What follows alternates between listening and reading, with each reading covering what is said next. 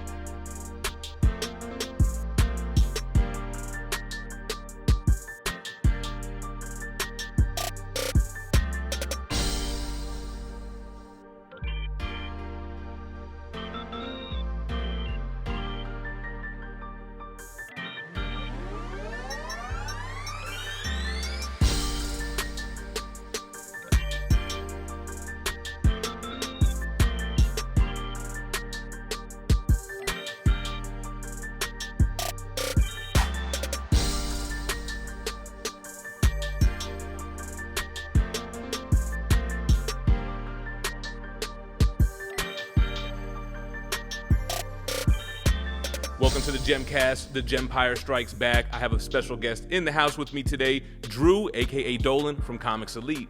What's up, Drew? Hey man, thanks for having me. This is Shangri-La, the new Shangri-La. This room, I love it. Well, I don't get a lot of opportunities to entertain. When I brought these couches out, I was like, man, this just looks like a podcast setup. I got to start inviting people over. Yeah. So you're the first guest. And you have no idea how awesome that feels and big it feels. It's like it's a lot I got to live up to at the same time in the first. Well, thank you very much. The reason why I even thought to reach out to you, I mean, you asked me if I minded to help promote your Kickstarter. And I was like, yeah, I mean, I would love to. It's not that. But I'm like, how do I do it? I don't want to just say it in the back of a video or that nobody cares about. I was like, you know what? I know you personally, and the way that I know you is from YouTube. So I want to say maybe 2021, the algorithm did its thing. I was doing the new comic book day reviews, reading the weekly books, and you guys popped up, you and Sean. And I watched you, and I loved it. I was immediately jealous. I was like, damn, man, they have this back and forth banter, and they're kind of just saying whatever they want. And that's kind of what made me subscribe. The fact that Sean owned an LCS where he's selling these books, but you guys both were not afraid to trash it if it was bad, or, rightfully so. So I felt the authenticity there, and you guys were doing that video together how long? Oh my God. Like you said, we started probably in 2020, I think we started that. Okay. And we were doing that weekly for almost 3 years because at a point, Sean more or less had to stop because he got to a point where he was doing so much. He was kicking off Merc Publishing, also starting Black Ops Publishing. Mm-hmm. He had a game store in downtown Indianapolis. He told me about it. It was like some kind of barcade or something? Yeah, there you go. Yeah, it was a barcade. Was it? Or is that what it was? Or yeah, not? It was a barcade. Yeah. It had a bar, and it had 2 floors for gaming. Had a downstairs for D&D, huge tables. Mm-hmm. And he also had a brick-and-mortar store and the website store. He was overextended mentally. And you guys were reading like every title. I want to say every main title, but really main and indie.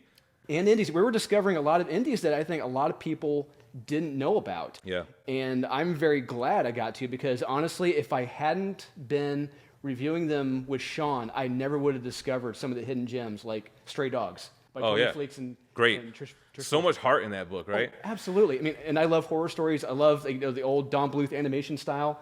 It's busted both worlds for me. And I love the aspect of how like they forget. Yeah. Like the dogs have such a short attention span that they don't remember if their owner's bad or not, or if they killed multiple people. Yeah. So I was watching you guys. I really dug it. You started doing it in like 2 videos. It was like Skip It and Meh, where it was like, okay, this is the top 10 and this is the bottom 10 kind of a thing. Mm-hmm. And I noticed that Sean ended up leaving. I really liked Sean's takes because I thought he did a really good job of like balancing, like, this is kind of not for me, you know what I mean? And both of you did. And you caught my attention because I felt like you were like, the more seasoned reader. Mm-hmm. Like he has a million things going on, very much business-minded guy, still reads, grew up with it. Yeah. But so how long have you been reading comics? Since kindergarten. Wow. First grade. Kindergarten, first grade. So this goes all the way back to, so in downtown Indy, back in the late 80s, early 90s, my uncle, he ran a magazine comic book distribution plant. So all the comics and magazines would go through his plant, and they would distribute it all through Indy. So you've always had the hookup on the for comics. Yeah. So every week, my mom will attest to this. He would come to our house with a huge cardboard box of comics. Damn. Like with all the damages, but we didn't care. Yeah, of course. You just had to read it. Yeah, and like, here you guys go. Here you guys, read up. So Damn. at that point, we're reading Zero Hour. We're reading all the early Image stuff, Nightfall, Death of Superman. We're kids in the candy store, Damn, literally. that's like, yo, for that's free. lucky. For free. Yeah. Just reading all of them. And then that's funny because then fast forward to Comics Elite, you're reading them all for free then because you're working with him. Did you ever work at the shop there? Briefly, yeah, I did briefly. It didn't really, I didn't really mesh well for it, really, and I went back to my day job after that. I had a day job. Oh, okay. Went to Comics Elite, then I left that, and I went back to my day job. Well, forgive me for even jumping forward. Let's go back to where you were. So you're reading these comics. So you mentioned Death of Superman. So that's one of the comics. There's two trade paperbacks that really got me hooked. First of all, it was the Marvel Masterpieces, the 1992 Just Go set that brought me into the comic shop because those cards on the back had the characters like first appearance or first cover appearance, and I see this crazy card that really just spoke to my soul. I don't know if it was like the painter's realism that made it feel iconic, but it brought me into the shop, and I quickly realized like, oh, those first appearances and shit, that is expensive. But I picked up trade paperbacks, Death of Superman being one and Maximum Carnage being the second. So I feel like we might be around the same age range. What are you, mid-30s? Yeah, late I'm actually 39. So. I'm 38. I'm 39. I'll be 40 in June. How about that? 40 in June as well. June 12th. 20th. Oh, okay. So Cancer. Gemini. Oh, I'm a Gemini too. Oh, hey, how about that? There we go. I knew I liked you for a reason. So you're reading all these comics. What hooked you? Like, was there any certain run or comic? Like, what did you gravitate toward when you were getting these brown boxes of free comics? The two that got me hooked. One was I believe it's Adventures of Superman. Jerry Ordway was on the art and storytelling. So Jerry Ordway, he was doing stuff before Dan Jurgens, right? Correct. So he was part of the Exiled and all that? Yes. I fucking loved the Exiled. Yes, that was the run that got me hooked as a kid. I was reading that, and there was one issue in particular where Superman is off in space. He's out of oxygen. He's on a planetoid, and he's hallucinating, seeing the Guardian, seeing Lex Luthor and his Clark Kent, and they're attacking him. Right. And I'm like, what is going on here? It blew your mind. Yeah, and the other issue for me was an issue of Uncanny X-Men. I think it was 144. I forget, but it was a double-sized issue. That's Claremont, no? Yes, Claremont. I think Paul Smith was on the art. It was X-Men versus the Brood. Okay. Oh, yeah. So you had like the Storm situation, and what's the cover with?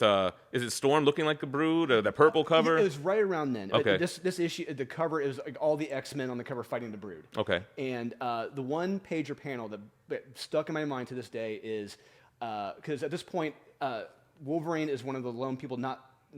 He's not affected by it, right? Correct. Yeah. And he's sniffing them all out to see which one who's. Right. And turns out Cyclops is Wolverine. Spoiler alert! 30-year spoiler. Nah.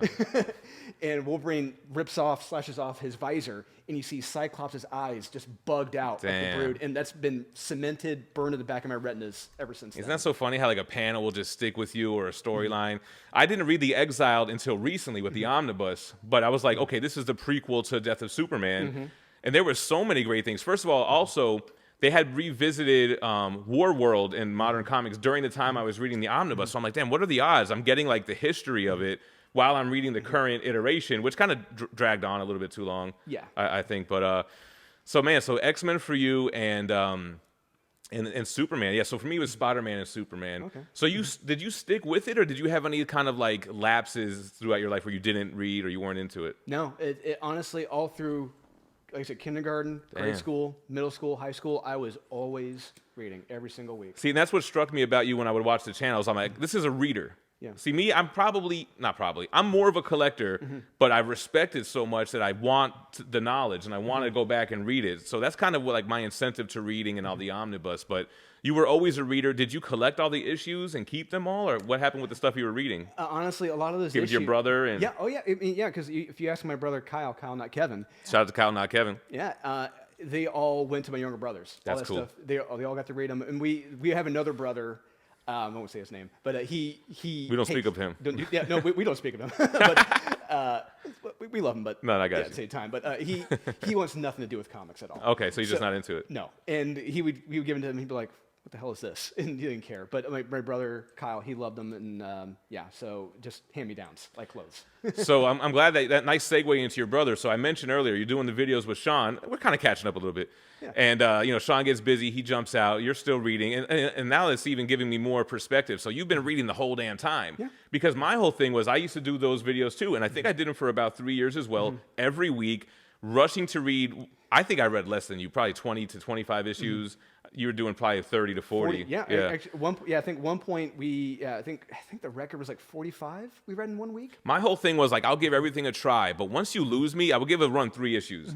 If you can't hook me in 3 issues, or immediately if I know it's not for me, I'm giving up on it. But you guys would kind of stick it out. Yeah, we tend to have a rule of 3. Okay. But after a while, it's like, but like you said, 1 or 2 issues. Like if I did not like it, I'm like, can't do this. So Sean, he steps down from the on-camera activities. Forget it. I've been to the warehouse. We'll talk about that next. But then now Kevin jumps on. So I never knew that you guys were brothers doing this video together. Yeah, it's so funny you mention that, because every time, whether I go on a date or I talk to friends, I show photos, and my family, they're like, "Who's this guy?" You don't look anything alike. No, nothing. You're like a slim build. He's kind of more of a muscular build. Yeah, burly, but bigger guy. Yeah, He's a bigger guy. He knows he's bigger. Yeah, he does. Husky. Yeah. So you guys were doing the video. How long were you guys doing it together? It had to be like a year at least. 2 years. 2 years. Yeah. And recently you stopped. Yeah. Recently we stopped because life happens. Yeah. I know all about it. Yeah. He got married. No. He has a kid now. He's a dad. Congrats. Yeah. Little Jack. Yeah. He's something. Yeah. Me, I'm a professional comic book writer now on top of my day job, and that takes a lot of time. Yeah. Me, I think there was a combination of things. I think it was just trying to cram all the reading, trying to get it out by a certain time, and then, man, reading a lot of stuff that wasn't good. And then it gets to the point where also I start working with Whatnot. I'm selling comic books. I felt like there was a conflict of interest, almost like, yeah. Well, you know what actually was funny? It's like I'm reading a book, and I'm like, I hate this book. It sucks. Hey, Jem, here's the new exclusive we got. And I'm like, oh, shit. I got to sell this book that I don't personally like. That didn't feel right. And then I'm meeting our writers and artists, and now I feel like I can't trash their book. And, I was always pretty good at, like, respectfully criticizing something. But it just felt like a conflict of interest. And I remember running into you at the warehouse, Comics Elite Warehouse, and saying something similar, because you started writing comics. Was it Born of Blood was the first one? Yep, Born of Blood was my first professional comic, yeah. So I read the 3 issues. Oh, you did? I don't know if you know that. So it was very much like 300, but the perspective of the wife, and she's more of like a Red Sonja figure. Yes. And she's badass, and it was very like a straightforward story like that. If you think of 300, that's the comic book that you're in. Yeah. How many issues did you write? 6 issues of that. Okay, so I read 3. You read 3? Yeah, I like to think, honestly, you read the good stuff, but it gets great, in my opinion. Oh, okay. Further on, it gets, if she's 5 and 6, it gets very special. I'm going to have to ask you for some comps on that or something. Absolutely. So how did that come about? So obviously, I mean, you're reading comics your whole life. How do you transition into that and to start writing your own comics? Well, fortunately, when I was also drawing comics, drawing superheroes and all that stuff when I was in elementary, middle school, and high school too. But drawing as just like any kid does, just for fun. Yeah, and then I got much better, and I was in all the advanced art classes. In high school, I got to go down to Disney Studios to learn how they did animation. My senior year of high school, I was in that top class. But I was also in the creative writing classes, so I was also learning story structure, and I loved writing. And eventually, I was competing here in Indy in local competitions, comic book in a day competitions.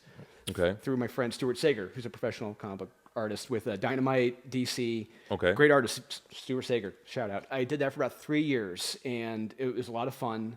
And after that third year, that's when Sean started Merc Publishing with Jamie Tyndall. Right. And they had put out Death Rage and Miss Meow. Mm-hmm. And at one point, it's actually when Death Rage came out, I had mentioned him during one of the reviews, which you can still find on the channel, that I told him I loved the concept of tying in Death Rage to the Spartans and the 300 era and everything. I thought that was great. Right. And then the thing was, the next day, I'm walking through the website store. He calls me into the office, and Murphy's in there. Who was running Merc at the time, and he's like, "Hey, Drew, this is Murphy. I wanted to meet you guys to meet." And he said, I want to let you guys know I'm thinking about starting a new comic book series. focusing on a female Spartan character because I know you said you liked it so much that tying that in. Right. And he's like, he said to Murphy, Drew's been writing in local competitions the last 3 years, writing, and I'm thinking about asking him if you'd be interested in writing the story. And I said, sure, wow. nervously. He said, you want to write it? I'm like, yeah. But you kind of have been preparing your whole life for this. Yeah. So it's kind of like, yeah, I can see being nervous, but yeah, I could see, it's not like you just picked up the pen and just started writing. Like you've been training essentially. Yeah. This video is brought to you by thatspidermanbooth.com. If you're into modern comics, variants, and exclusives, you got to check out their subscription box. You get 5 comics, $100 of retail value for just $50. But that's not all. You also get an exclusive that's limited to this box, the only place that you can get it. Plus, there are a ton of other perks. Make sure to check out thatspidermanbooth.com and sign up for that subscription box today. So you create Born of Blood together. And then who publishes? This is under Merc? Yeah, it's under Merc, yeah. So if you guys don't know, so Comics Elite is a whole operation, which is why I'm always impressed with people who have something going on, people that hustle and people that make their own. So when I go to the Comics Elite warehouse, forget about it. It's like, it's a whole operation. You know, you got people doing whatnot shows, and it's like there's a board. It's like a schedule. Like this is people's jobs. And then downstairs, you got exclusives. You got printing machines, making your own comics and everything. So Merc Publishing is one of those offsets, and then you mentioned the other one was Black Ops. Black Ops Publishing, which is just different types of stories. So Merc is co-published by Jamie Tyndall and Sean. Black Ops is self-published, just Sean. Just his own stuff that's not part of that partnership. Yeah. Who is the artist on Born of Blood? Carlos Beccaria did the art for the first 4 issues. And unfortunately, he started kind of falling behind. He had some issues keeping up. But that was when I think the art really kicked into high gear when Aurelio came on board. Okay. And Aurelio Mazzara. And he's been like my unofficial brother. I've had my whole life. We became like this. That's cool, man. And we talk every single day. So that's got to make it so much of an easier creating process when you're like super cool with the artist and bouncing ideas. Yeah, because, I mean, I'm sure you hear, I mean, we've heard stories about how creatives either don't talk to one another, they don't get along with one another, and I was always afraid of that. And I've been so blessed with every artist I've worked with has been like, it's like a brother I've never had. The collaborative effort of creating a comic book always kind of impressed me. Like, it's 5 people to make this one thing. It's like there's a lot of trust involved. So, like, when you write a script or, you have scripts for him, and then he comes back with this art did you envision what it would even look like? Or does he blow your mind? Or you're like, I didn't even imagine this is what you would have created? Well, it's funny because with Carlos originally, he was writing it, he was really sticking to my script. He was drawing it to what I wrote. But when Aurelio came on board, sometimes he would say, "Oh, I like what you did here, but I wanted to add in this because I think it looks cooler." And that's the kind of like having a good relationship. That's where that really starts to benefit, where you can feel comfortable with doing that, and if he doesn't feel like he's stepping on your toes or whatever. So you guys do the 6 issues. It's published. It's self-published through this in-house company. I guess we need to kind of go back a little bit. So how do you even get involved with Comics Elite to begin with? So I think it goes back to 2016, 2017. Okay. And I forget what year specifically. I am at my day job, and Kyle, not Kevin, he's messaging me. He's like, "Hey, man, this new comic book shop just opened up.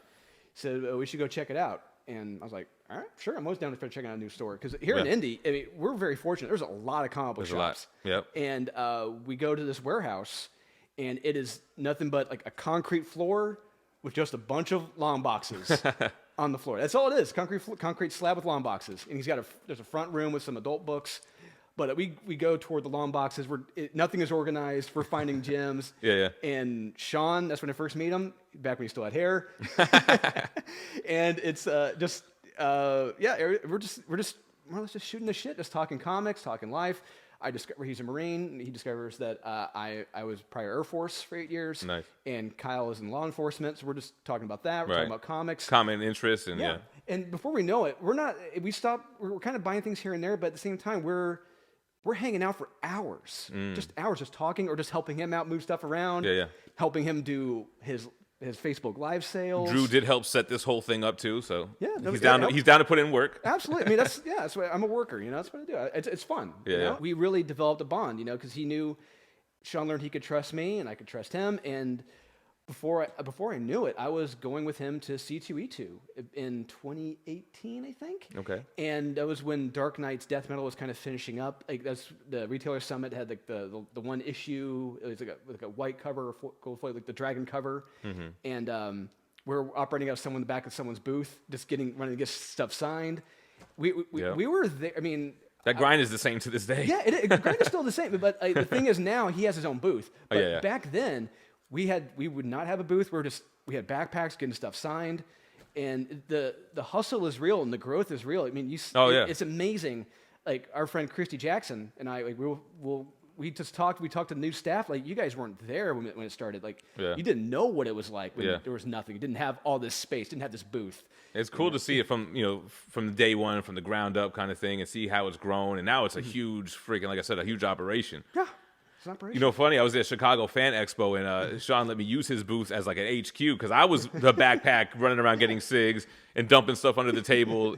So, maybe one day I'll have my own booth. No. Maybe. I don't want any part of that grind. I learned my lesson this year. You know what? I want to make content. I want to bring people with similar interests to sit on the couch and talk about comics and such. So you fall back off of the YouTube thing. There's a lot going on. So do you still read the same amount of comics, or has it scaled it back to just what you like? Yeah, I've kind of scaled it back to what I like. I'm kind of, because right now, every Saturday, I do the best of the week with Wes on Thinking Critical. Okay, so shout out to Wes. Yep, shout out to Wes. We do, former Air Force vet, just like me. But I read probably maybe 10 to 15 a week now. Which so that's cut down heavily from 40. Yeah. So what got sacrificed? A lot of DC books, Marvel, but what are you sticking to on your pull list these days? I'm sticking to a lot of indies. So wow. So is that what you started? I feel like you got into indies with the channel. Yes. So now you're not doing the channel, but you find yourself sticking more with the indies. Yeah, absolutely. Because I really discovered through the store, rediscovered, or however you want to see it. That's where the real gems are. The gems are in the indies. Yeah. And I really feel like a lot of people are really missing out. And there are people, in my opinion, sticking with titles at Marvel or DC that aren't that good, where they should be going to the indies, because that's where the real quality is. That's where the real creativity is. Yeah. And that's where you really see the real heart coming out each week. The only problem for me is that most of us like superheroes, and indies is very much situational. Oh, the world's ending, or this is happening, but it's not very often that you see indie superheroes. And when you do get them, I mean, some of them slap, man. Invincible, Yeah. amazing. My buddy Eris from Variant, he's got this book called Astonishing Times. It's an indie superhero book, and I was like, oh, I like this. But what do you think about like the lack of superheroes in that genre? It's disappointing. I really feel like we need that, and I really feel like if there were a lot more, they'd be very successful right now, because there isn't that many right now. Because if you really think back to the 90s, there was a plethora of them. A lot of those early Image days, a lot of that stuff didn't stick around, and I couldn't really get into a lot of it. But if you think about even TMNT, and you never know what book you're going to pick up from Image or whoever that's going to end up being the next thing. I mean, you have Walking Dead. Like, you were reading comics actively when all this shit popped off. Yeah. Speaking of Walking Dead, I remember going to Comic Carnival on the South Side before they closed it down every week, picking up The Walking Dead from issue 1. I picked up the first, 25 issues before I went to basic training. Like, I had the first 25 issues of Walking Dead. Sold them before I left. I don't need these. For nothing worth. Yeah, they're not worth anything. When did you learn your lesson to not get rid of these number ones or whatever? When the first episode of The Walking Dead came out. Like, that's when I started really kicking myself. So as somebody who was reading The Walking Dead from issue 1, how'd you feel about the show? I really liked it. The first few episodes, that first season, I loved. Second season, I liked. Third season, I liked. But the first season, I really loved. We really got into that. I got back into comics later in life. I liked comics around that same time when we were mentioning Death of Superman, things like that. But when I got into middle school and high school, I was more focused on girls and smoking weed and other shit. Yeah, I had a lot of problems at home, as most kids do, and I wasn't into comics. I got back into it later as an adult when I found eBay, and I had adult money at this time, and I started buying shit off eBay. I started going to the comic book shop again. And when I started going back to the comic shop, I think it was like Rick Remender's Venom had just started.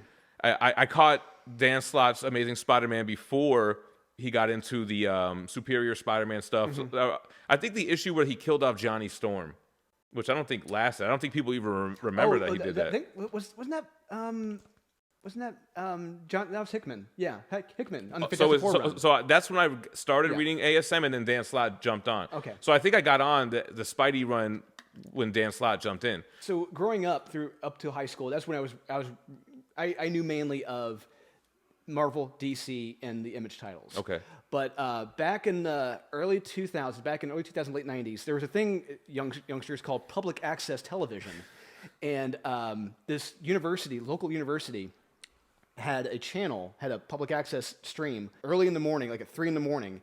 This English teacher, and he would show these rarely seen at the time indie books. Like it was through this channel, through this university, this teacher, I learned about Leave Extraordinary Gentleman. I learned about Miracle Man. I learned about Grendel. I learned about Nexus. Cerebus. Like, see, that's real indie. Like Image was kind of like mainstream indie off top because you had Todd, you had the biggest creators. Yeah, absolutely. So that's a lot of stuff I'm not really familiar with. But you mentioned Miracle Man, which I finally picked up the omnibus and started reading. And I don't want to give too much because I'm going to do a review on it, but holy shit. This is like up there with his Swamp Thing and his Watchmen and just things that make you think. Yeah. So you found those gems through public access TV. Yeah. That's funny, man. Yeah. So you grew up reading comics since kindergarten, multiple titles a month. What do you think about the omnibus format? Because that's really what got me more into comics. You know, not having to find all those issues, and especially books from the Silver Age or Golden Age. So, what are your thoughts on the omnibus format? Oh, I as a reader myself, because I'm more of a reader than a collector. Right. You know, and I understand like the collector market is huge right now. But I'm one of the I love reading them, and I love the omnibus. I love the omnibuy, owning those. And nobody says. I think that is the correct plural term, but who's using that term? Us. The omnibuy. The omnibuy, yeah. And I love it because, like you said, it gets expensive trying to find a lot of these back issues. And it's honestly cheaper to get, in most cases, to get all those issues in an omnibus, and to read it and enjoy it. And honestly, you have a lot of the ones, I've had or have or I want. I'm seeing on the shelf here. It's amazing. You got a favorite omnibus?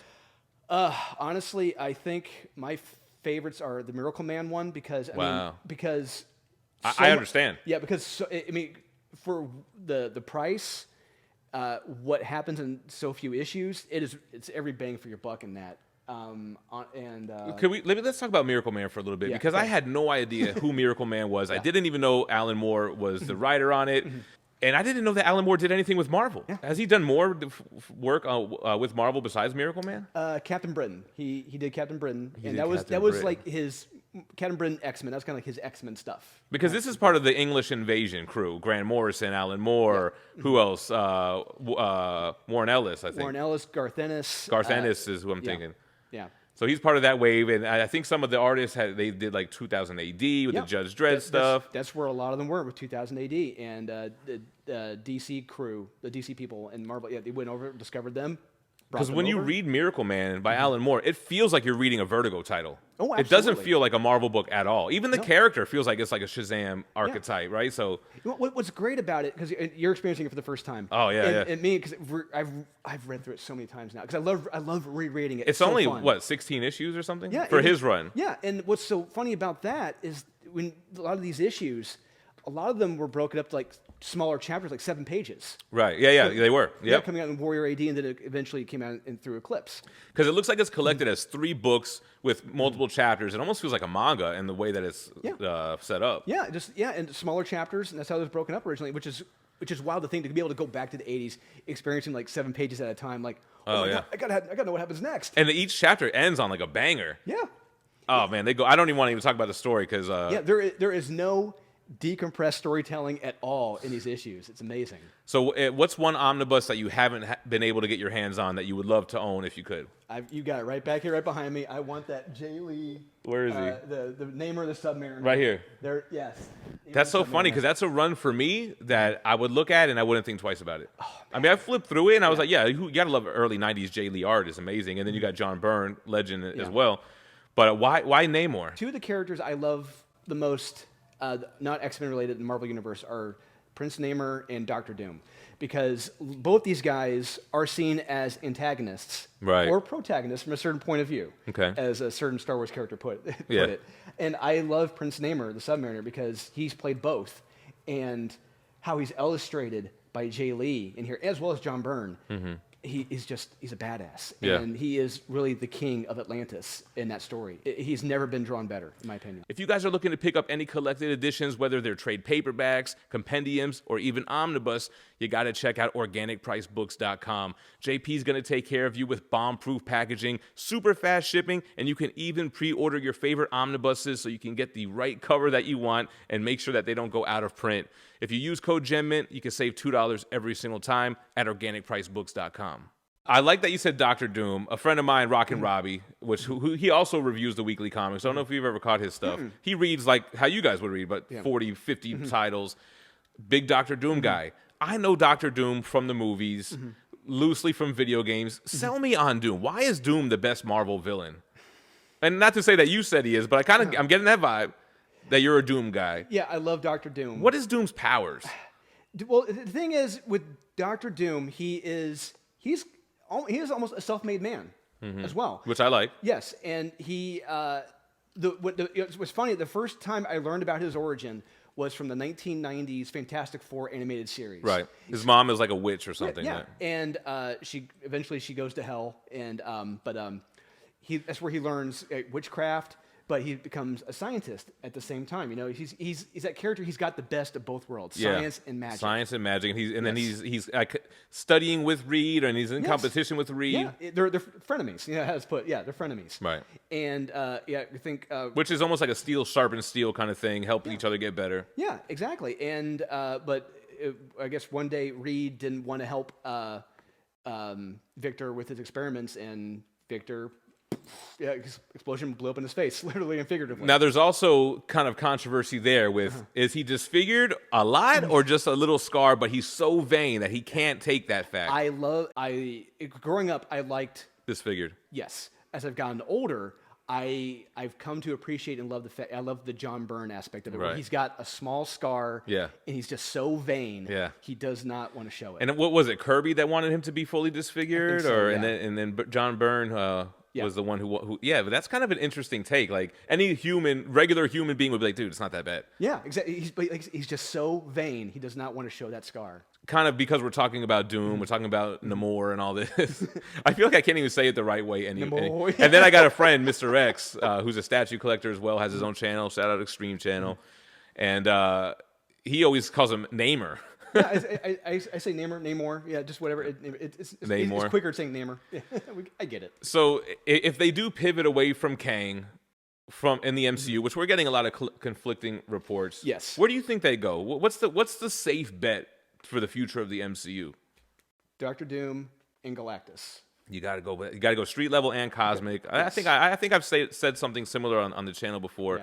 Yeah, you got to have multiple pots brewing. And you got to have Galactus as the long play. He's eating planets on the way. Yeah. Silver Surfer comes. I think the only problem is that we've seen this before in Rise of the Silver Surfer. We didn't get a true Galactus, which would be fucking dope. We've seen the Celestial, which as much shit as the Eternals get. What's the funny thing is, no one's brought that up since. There's a hand sticking up in the Arctic. Like, isn't the head too? Yeah, the head too. It's like, isn't that like an Avengers HQ in a modern run? Yes, in the Jason Aaron run. Yeah, that was their headquarters. They should do that. Maybe they will. Maybe. We never found out who bought Avengers Tower in the MCU. Nope. Is it Wilson Fisk? Is it Reed Richards?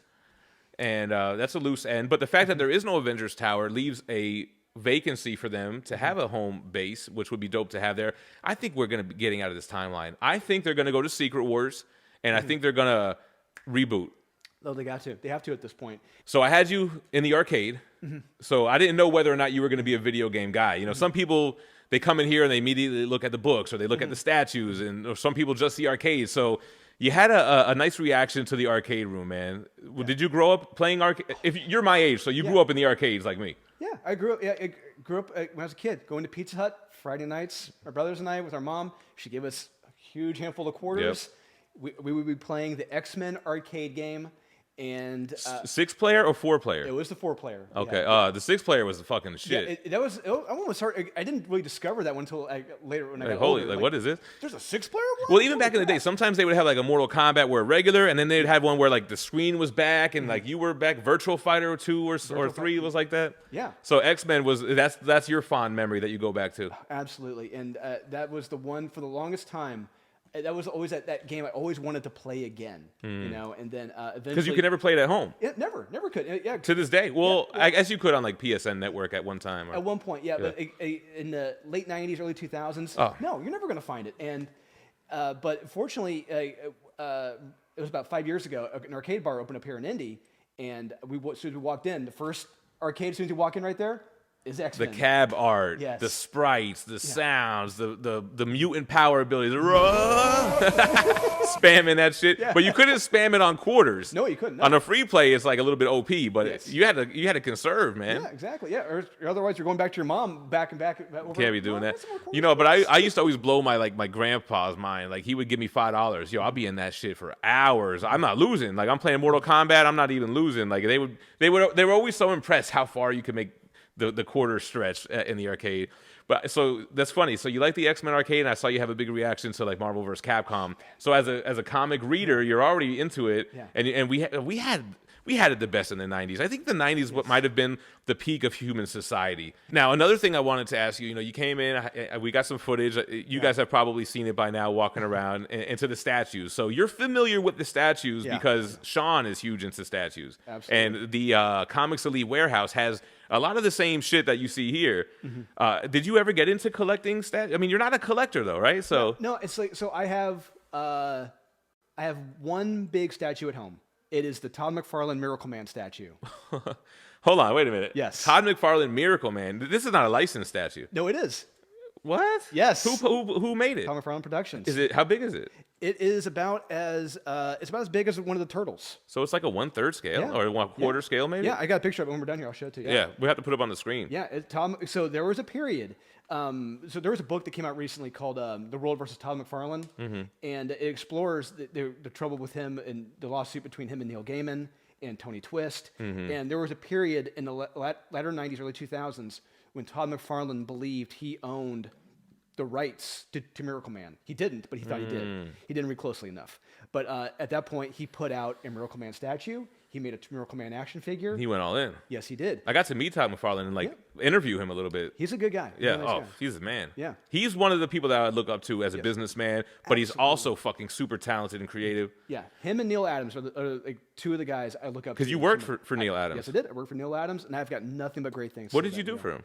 I was running his booth at conventions. Oh, shit. And it's so funny because Stuart Sager, once I got to drop his name, he was able to hook me up because he knew I knew my comic book history. Yeah. I knew my creators. And one day he called me up. He said, "Hey, Neil is in town. He needs a guy to help run his booth. Do you want to help him out?" Yeah. Yeah, fuck it. Yeah. So Pay me in cigs. yeah, he did. He paid me in cigs. Yeah, there you go. And I've got a bunch of beautiful books and prints signed by Neil Adams. But Rest in peace. Yeah, R.I.P. Neil. Yeah, he is missed. And but he and Marilyn, his wife, would ask for me at every convention they go to. Hey, is Drew available? Is Drew available? Is Drew available? Because you're a good guy, hard worker, trustworthy. Same reason why Sean liked you. and I knew my shit. Yeah, that's true. I could tell. Yeah, I knew everything there was to know about Neil Adams, the history, his involvement with the copyright law, his involvement with the Siegel and Schuster lawsuit, getting them make sure they got paid, and as well as his work, stuff he'd done. And I was moving books, baby. I moved them like no one else at a booth for him. It's so cool because comics in and out from being a reader, but the business end of comics as a retailer, and now you're in the business as a creator. Yeah. But it's almost like do you ever feel? I don't know if you're a religious man or not. Yeah, I'm Catholic. So I don't want to say I'm religious. I'm definitely spiritual. I definitely feel like this whole thing that we're in. There's things that we don't know about it, and things fall into place sometimes. And it's like, how the fuck did all of this shit lead up to this? Yeah. Like, how did you just so happen to bomb, and now you have all these things that you need to be successful within the industry that you love? Like, It's so crazy. Even myself, like I used to want to do graphic design. So I used to like do fucking collages and stuff. And now I find myself making my own thumbnails. Yeah. And I'm like, who the hell knew that skill would translate to something useful later on, you know? Yeah, and it's so funny you mentioned that about religion because, I mean, and as well as looking back on like my journey in life, where I've been through, everything I've gone through to this point. Yeah. I am glad that I know that if there's no way I would be successful at this now if I'd done this in my 20s. Exactly. Like you had to do it in this certain order, learn certain skills and things like that in order to be able to do it successfully. Yeah, and I'm so glad I'm doing it now in my latter 30s. Yeah. And because I have this energy in me now. And it's so funny because I love doing this. I love writing comics. And a lot of the other creators, like Murat Michaels, he's told me, he said he loves feeding off my energy because it rejuvenates him. Because if you're not familiar with Murat Michaels, he's been in the business since the latter 80s, early 90s. Oh, yeah. He's got image shit that he's done. Yeah. Brigade, he was Rob Liefeld's childhood best friend. Second guy to ever draw Deadpool, Murat Michaels. Yeah. And I'm working for him. I'm writing for Murat Michaels. And he loves that I'm working with him because he loves the energy I have. He's like, you're not jaded yet. You have all that youthful energy. The thing with Murat, too, it's almost like a gift and a curse with Do You Poo because he's so successful in that people don't really know. He does other things. Yeah, he's got several other titles. It's like the Seinfeld thing with the fucking tip calculator. It does other things. So you work with him, and because he does Naughty and Nice. Yeah, Hardly Thin. He's got the Do You Poo and the Naughty and Nice, Pray for the Sinner. Blindside, I think, is another character he's got. But Naughty and Nice, that was when Murat kind of put me on his radar because I wrote the crossover as well, the Cat Fight versus Naughty and Nice. Yeah. For him and Merc, and that was the ninth is in the top 10 most successful comics on Kickstarter that month when it came out. And Murat was blown away by how well the story was written, how it came together. He said, "Hey, you want to co-write this Red Sonja Battle Fairy and Yeti story?" I'm like, "Yeah." So after that, it became Vampirilla and Red Sonja meet Naughty Nice. Got to write that for him. Yeah, because now you do have written published work under Dynamite. Yeah. Dynamite, first of all, let me tell you my Murat story and my Dynamite story. I hear this. Murat Michaels knows of Gem Mint before YouTube from Instagram, because that's where I got my start back in 2014, sharing my collection. And if you know me by now, I was always like this. I started selling some stuff because I was like, you know what, this is all cool, but I'd rather have this. Let's sell this to get this. That was how Make the Hobby fund itself was my thing. Even as a kid, to get the next video game system, I would sell my old system and all the games. So anyway, I got into buying and selling, and then I got into selling high dollar grails, like key issues, like commission based, but I did it in a unique way. And he's a key issue collector, and that's how I got on his radar. So in 2018, I want to say it was. The channel started October 2017. 2018 started hitting the convention circuit. And one of the first artists, I was walking up and down Artist Alley trying to get interviews. Man, a lot of artists and writers said no, and it was a little bit discouraging. And Murat was like, "I know who the fuck you are," or something like that. "You're Gem Mint." I could see him saying it just like that. Yeah, he might. I don't know if he said he dropped the F-bomb or not, but I wouldn't put it past him. I could see him saying it like that. But as soon as he kind of like acknowledged that he knew who I was, but and this channel, like nobody knew who the fuck the channel was. He knew me from Instagram. And he did the interview with me. It was one of those things like, oh damn, this is the right thing. Like it's it makes sense. It's kind of moving into that. And then later on, I finally had him do some Do You Poo covers for me. Nice. Because when he started doing album covers, like I'm a hip hop head. Oh, and yes. Bone Thugs and Harmony is my favorite rap group of all time. Something about them just fucking caught me the same way Just Go's Cars caught me. Like I have heard rap before. I was a fan of Dre and Snoop and all that shit. But when Bone came out, like their sound on their beats, they had like R&B type of beats, slowed down beats with fast rapping and singing and double time and the way they would do their ad libs. So I had him do homages for the first two albums for Bone Thugs and Harmony, called it Poo Thugs and Honey. Those were yours. That's mine. Yeah. There we go. So Right. pooing on a come up instead of creeping on a come up, and then 1999 Poo-ternal instead of Eternal. So shout out to Murat, and then I got to talk about Dynamite. Got to give a huge shout out to Nicky B, Nick Barucci. My first ever exclusive that I made was through Dynamite, was Vampirilla. Ken Hazer did it, and we did it through, I don't know if it was Kickstarter or Indy. It might have been Indiegogo. And he actually gifted me the original art for that as well. So Nick and Dynamite is always down to give someone their first start or opportunity. Yeah. I could have probably wrote a comic for him if I pushed for it, but I never had that kind of that's not my skill set, But so yeah, that's my Murat and my Dynamite story. Both giving me first into what I do, I guess, you know? They're very giving people. Murat's a great guy. I mean, honestly, I have nothing but great things to say about Murat. And just Murat's given me so many opportunities. Oh, yeah. And the fact he's given me more opportunities to write, to tell, to kind of like retell stories, different points of view. Yeah. It's like, I'm a kid in a candy store right now. Yeah. I mean, this is just my point of view personally, and this is the truth. There is no way I would be having as much fun right now if I were working at Marvel or DC. There's no way. Yeah. I'm having so much fun being able to work with his characters. I have so much room for creativity. Yeah. To write them, to edit them, and everything. It's a blast. I'm so happy. I have a grin on my face every time. I'm writing Pray for the Sinner. Oh my God, I'm telling her origin. This is awesome. Yeah, the thing with working for Marvel and DC, it's like you get to play in that playground and you get to play with other people's toys. You don't have any ownership over them, but you could make a name for yourself that could, be a launch pad for your own thing. But the bottom line has always got to be your own creative thing. And that's where a lot of like legacy creators are older now and they're not really financially well off, and it's sad to see. And that's where people like Todd or even people like EVS get angry at that kind of shit, where it's like, these people should be millionaires for their character-defining arcs or runs or art or whatever it is. I mean, it's something that goes all the way back to 30s, 40s with Siegel and Schuster. I learned that through Neil. You know, just the publishers. Maybe a lot of them may be great people, but they will not hesitate to screw over the creatives. The problem is also, it's like they're almost not really wrong either. It's like, if you want to come draw and write Spider-Man, you can do that and we'll pay you for it. But if you make a run that becomes a movie, it's like, dude, I mean, we already paid you to do this. I think they do give like $5,000 here you go checks. That happened to Ed Brubaker. But why do they even do that though? I don't know, but like why can't they just give him points on the back end type of shit? You would think that's what DC has that better deal as opposed to Marvel, because we learned through EVS. They got so many big checks through the video games, the movies. He still gets checks. Yeah, because he said, I think he got like a 6-figure check from the Iron Heights being mentioned in the Justice League film. Yeah. That's awesome. That's crazy, man. Yeah. But good for him as a creator. Any creator, you would hope that they got some kind of residuals for the shit that they put in. Because, the same side of the argument is like, you would have never even had this movie had I not created this. Bullseye. And same with like with the Emotional Spectrum and The Brightest Day. Now, they haven't really done anything with that big. But you could see that. That's got to come one day. Someday it's going to happen. Blackest Night movie would fucking kill.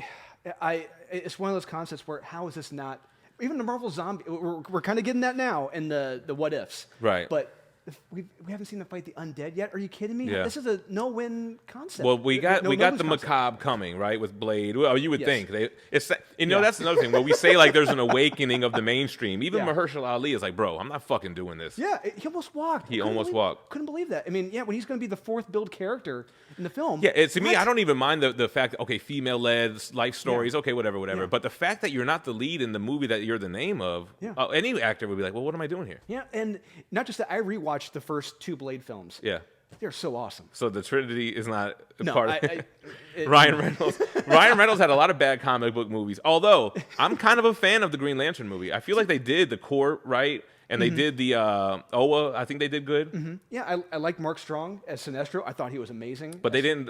what's the character? They didn't follow through with Parallax. No, they did. That was... Oh, no. Sinestro they didn't... Oh, they did as Thal Sinestro as the Green Lantern. Yeah. Who's the villain they set up that they never... They set up Hector Hammond, but I felt like it was too much in one film. Yeah. It was too much. I really feel like the first film should have been Hal fighting Hector Hammond. And then the end of the first film is him being introduced to the core. And the end of the third film is probably Sinestro and then being seduced by Sinestro. Well, that was one of the first times that I've noticed, don't set up the movie that you're not sure you're going to be able to make. Yes. Because we've had that multiple times since then. Amazing Spider-Man films. How did they not do a number 3 on that? What was the problem with that? Because the MCU got the rights? They did Andrew Garfield dirty, man. Yeah, he got his 2 opportunities, but he never got that. Well, he kind of got the third chance in that No Way Home. We kind of got to see what he could do. Well, we finally got like a redemption arc for him, and he got to save Gwen. MJ, but it's almost like, I think he was the best on-screen Spider-Man. Yes, I will say Tobey Maguire was the best Peter Parker. Yeah, I agree. But Andrew was the best Spider-Man. And I don't think they got the supporting cast right since. I think MJ in the Maguire films nailed it. Gwen in the Amazing Spider-Man films, they nailed it. But I was never really a fan of the casting from the Tom Holland movies. No, it really. The one. It's so funny. The one guy who's outlived all of them is J.K. Simmons as J. Jonah Jameson. Perfect. Yeah. From Jump Street, that very first film. And he's still killing it. Isn't he the voice of Omni-Man? And he's still doing his thing, man. Yeah, great actor. Yeah. It just sucks. They get old, man. Yeah. And it's like, that's right. It's 20 years later. Yeah. Fuck. Yeah, and same thing. It's the same thing with Ian McKellen as Magneto and Patrick Stewart as Xavier. It's like, oh yeah, they're pushing 80 now. Yeah. And it's a shame. It's funny how the conversations all lead back to the movies and stuff. It's like you're reading comics, right? And then boom, 2008, Iron Man comes out. So what do you think? So we've had comic book movies at this time. You know, we grew up in the same era. Yeah. Comic book movies kind of had the character you knew, and that was about where the similarities ended. You had crazy storylines. They made them specifically for the movies, but Iron Man was a great, like, retelling of the origin of Tony Stark. So how did you feel as a comic book reader that you were reading for, years already when Iron Man drops? I remember I was stationed in England at the time, and that's when it got announced that Robert Downey Jr. Who is Tony Stark. He is. Right. Because there are people young people who don't really remember, Robert Downey Jr., he had a severe substance abuse issue in the 80s, 90s, early 2000s. He was persona non grata. No one wanted to touch him. He couldn't be insured. Yeah. He was the lowest paid person on the first Iron Man movie. Damn. That was insane. They almost couldn't insure him. Yeah, didn't he get like caught in like some neighbor's house and like their children's room passed out or something? He passed out in a kid's bed in a neighborhood house. It sounds like he just walked into the wrong house thinking it was his house. But when you have kids and passing out in rooms and people are already like... Yeah. But he still somehow was it. John Favreau probably saw something in him. Yeah, absolutely. And even because I knew at that point, because I had read a lot of I had read Demon in a Bottle, and I saw that Robert Downey Jr. was going to be Iron Man, I was like, that's perfect casting. Right. He is Tony Stark. And so what happened to the days of perfect casting, though, man? I don't know. Those are gone now. I feel like it's almost like let's try to get the person that least resembles the character to do it. Yeah. Let's go with another race. Let's go with another sex. It's like because look at like Iron Man. Look at Chris Evans as Cap. Who else do we got? Chris Hemsworth as Thor. Thor is a perfect casting. I never liked Edward Norton as Hulk. Oh, he's good. People love Edward Norton. I was never a fan. This is like a hot take. I think that Mark Ruffalo gives me more Bruce Banner than Edward Norton does. I feel like Edward Norton will kick someone's ass. Bruce Banner should not be kicking anyone's ass. Yeah, because we go in with I go and think of the Fight Club. Fight Club. Yeah. But even so, he's got like a muscular, lean build. Yes. Yeah. You know, I think he's scrappy. Yeah. He's scrappy, man. Yeah. He's definitely like he's down to throw down in the back of an alley or something. So yeah, you have perfect casting with Robert Downey Jr. They fucking deliver. Yeah. Then they drop. What is it they do next? They do Incredible Hulk with Edward Norton, which we've had a Hulk movie. We had with Eric Bana, which I liked. I think I like that movie more than the MCU Incredible Hulk. Yes, especially as a comic book fan. The paneling they did, the paneling, the explosion, and it really got more into that psychological aspect of the character. You see the trauma that Bruce went through from his father, and that really gets into what Peter David wrote in the comics.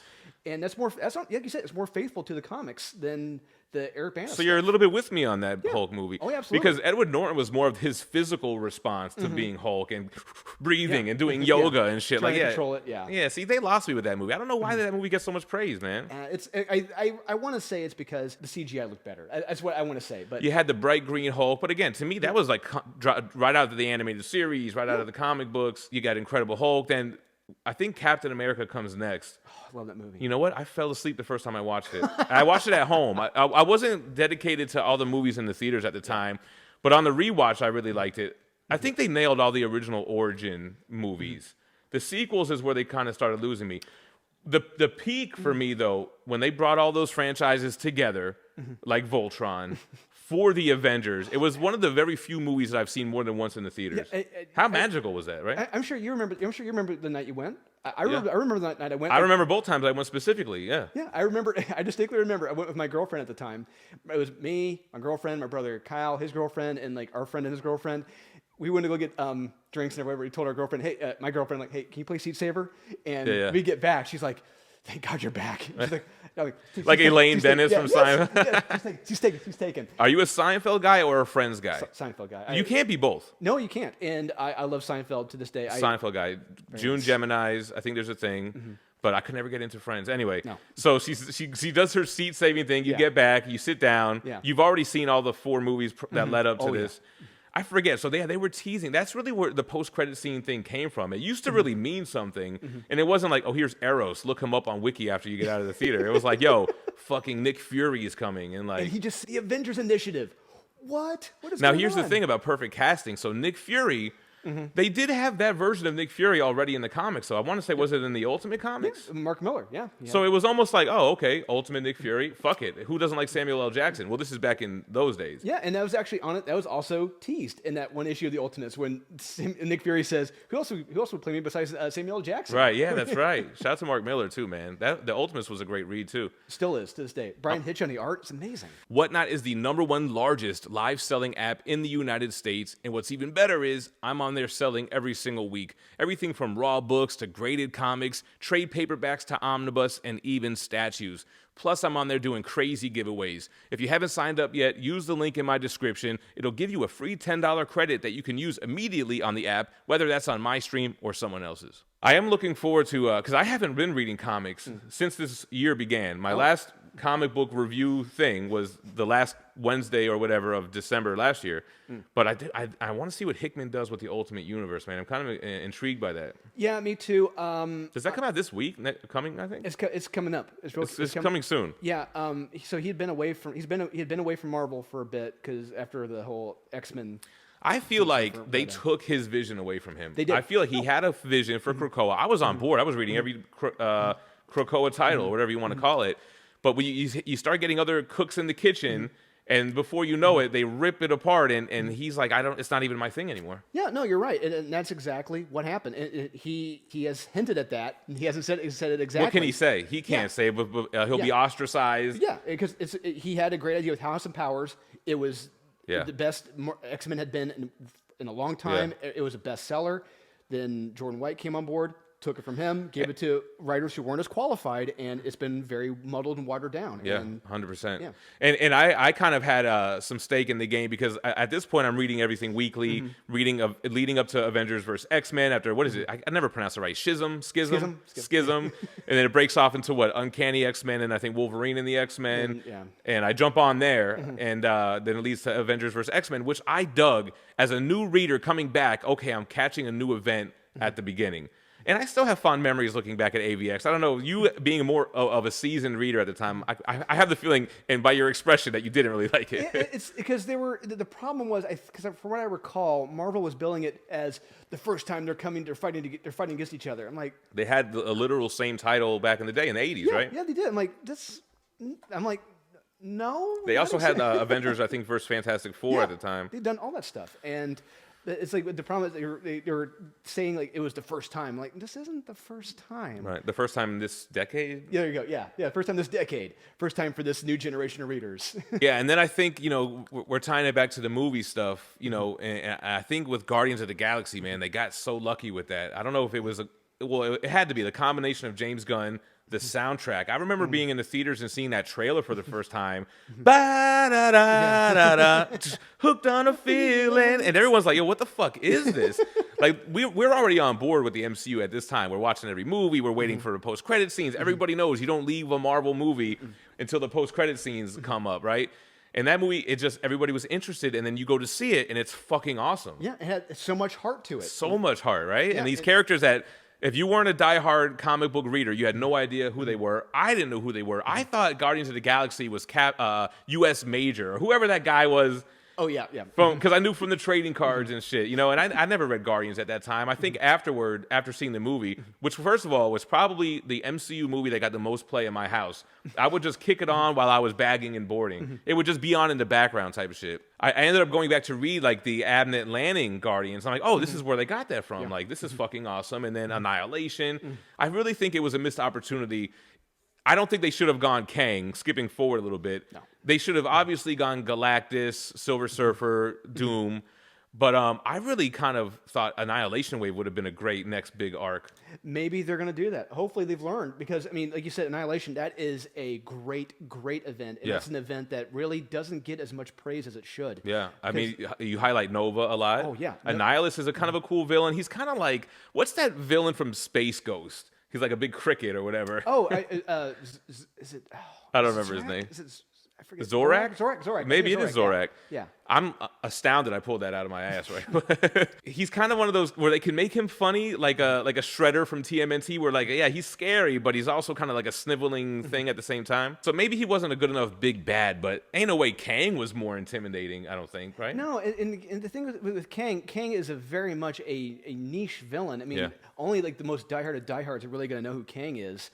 But now it's just, I really feel like, honestly, Jonathan Majors is a good actor. I like Jonathan Majors as an actor, yeah. Yeah, but what they've done with Kang, I've been very unimpressed with. Well, when your first interaction, he's not imposing at all. He's a goofball. And he's stuttering and acting just... Like, you're not going to convince me to be scared of this guy when he just does one of these.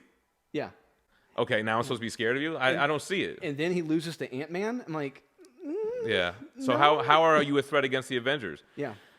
So I feel like, and I think a lot of people would agree, once you opened up time travel, this no longer matters. Now you got time travel, quantum realm, and you have the multiverse, and whatever the hell went on during Loki. Did you catch season 2? No, I didn't, because I'm kind of... So you're a little... I'm a little out right now. I'm kind of checked out. When did you check out? I think it was Love and Thunder. So did you see Love and Thunder in the theaters? Yeah, I was with Sean. Last year when we went to go see it. We were at Fan Expo last year when we went to go see it. I feel like Sean would be like, it was kind of funny. No. No. I was sitting right next to him. We're both watching the screen, and I cause like you, I'm expecting him to say like, oh, this is fun, this is good. But he's just like, no. Well, how did you feel about Ragnarok?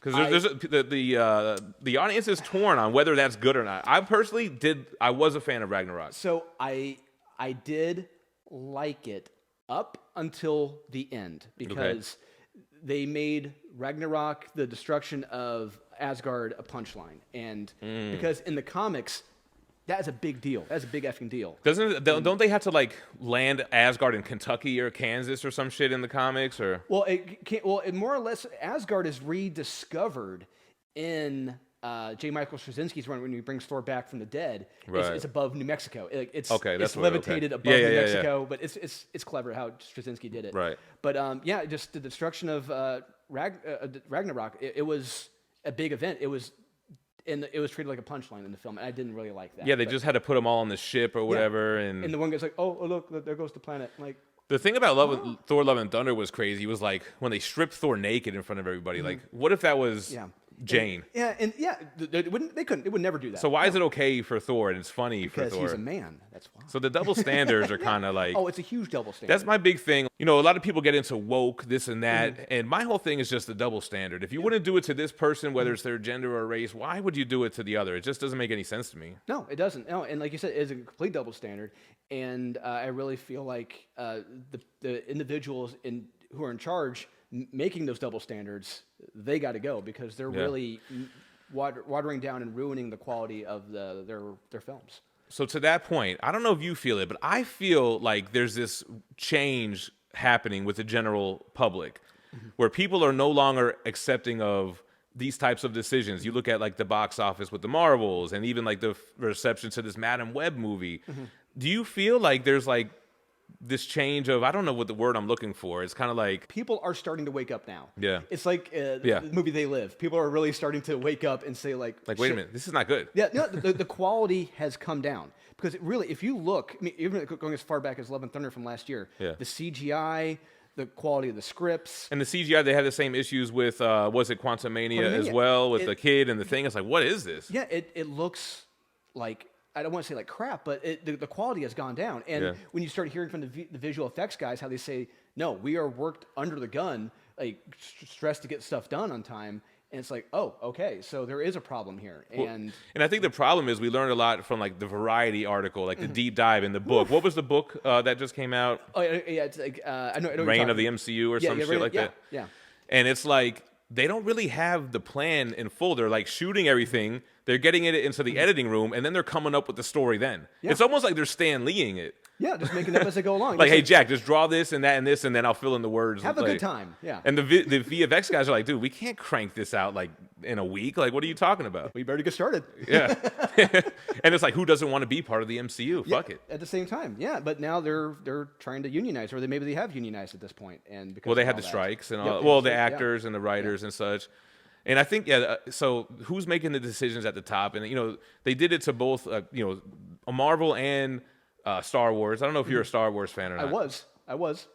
So you kind of checked out on both. Yeah, I know, I completely understand if there's a lot of Star Wars fans right now, if you love Ahsoka, if you love Obi-Wan, it's not for me.